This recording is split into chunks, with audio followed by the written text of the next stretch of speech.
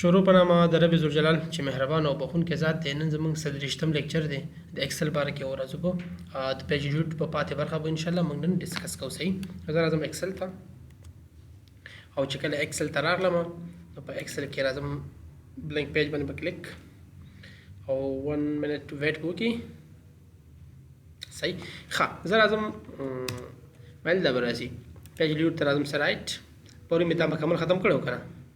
نن زموږ کار دلته دی. ښه دا ګورئ چې دا ګرد لاین دي دې ته ویل کېږي چې ګریډ لاینز. ګریډ لاینز دا زه ختمول غواړم. جست کلیک دا صرف جست کلیک دی، دا موږ ټول ختم شو. زه یې دا پس راولم دلته کلیک خرابه شي، کلیک راوستل دي ته یې سوري جست کلیک راوستل دي. هیډ لاین دی، هیډ لاین ما ته وښایه دلته هیډ لاین ما ته هیډ لاین مشو کوه. صحیح، ورې ما ته پرنټ ایریا وښایه، پرنټ ایریا ورې پرنټ ایریا دومره پرنټ کېږي، ما ته پرنټ ایریا مه ښایه، کلیک مه ښایه وښایه مه ښایه دا صرف ښودل نه ښودل. زموږ دغه درس یو ډېر عادي درس دی، دا پخوا تا ویلم دی.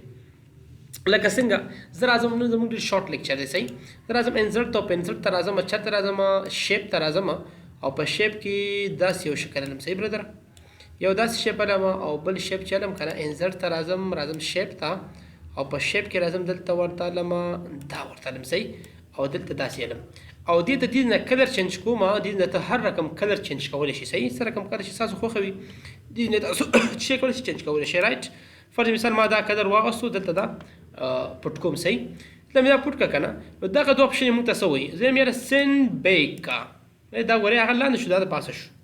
صحیح، فرنټ کې دا شو، بیک کې هغه شو. زه یم نه داسې که دا به داسې شي، معنا داسې دې نه دغه اپشن اگر دلته سیکشن ته څه وایي، لومړی سیکشن دی دویم سیکشن دی. رایټ، ښه دلته ویل کېږي الاین. الاین څه مین دی؟ ګوره دغه اپشن یې کار هم نه کوي. ښه داسې کار وکړو که نه دلته به دا ساحه داسې ونیسم زه او آف دلته به زه ولیکم خان او جست اوکې.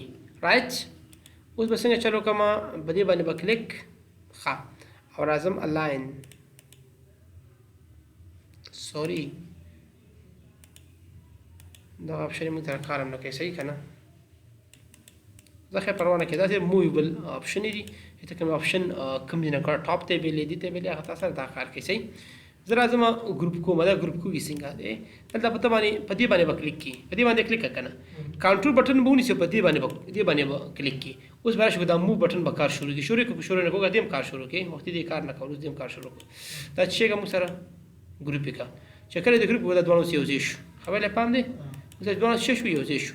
او که ته غواړې که نه چې دا د یو ځای نشي دا بیا به څنګه چل کړي ان ګروپ کې به څنګه ته به لومړی دې باندې کلیک کړي، بیا به کنټرول بټن په دې باندې به کلیک کړي. چې کله یې کلیک کړه اول راشه ګوره دغه اپشن پکې اوس ګوره کار کوي. ښه ورې ته کلیک کړه ګوره داسې راغی، پام دی ورته همدا کلیک کړه دغه اپشن دلته راغی. د دغه اپشن کار چې کوم دی که نه انلاین د دې کار په دلته هلته فرق کوي په ورډ پروګرام کې او دلته فرق څه شی دی.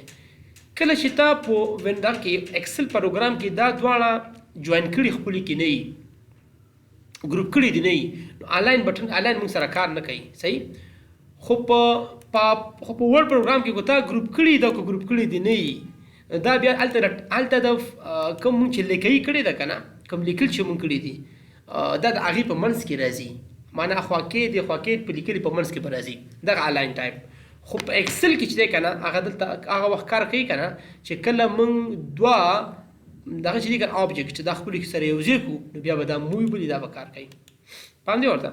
نو زه همداسې کار ان ګروپ یې کړم ته دا ان ګروپ کوې نه دا روټیشن به هم ووایو. صحیح، روټیشن موږ ته صرف درجه ښیي.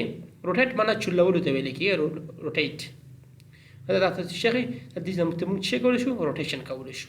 اوس هم چې ان ګروپ کوم دلته راشي ان ګروپ یې کړه چې ان ګروپ شو دا خبره به بدله شي ان ګروپ شو. اوس ګوره الاین بیا کار نه کوي. ولې کار نه کوي؟ لکه په دې خاطر باندې کار نه کوي دا موږ ګروپ کړي نه دي چې کله ګروپ شي دا به صحیح کار کوي. نن ستا لیکچر همدومره و.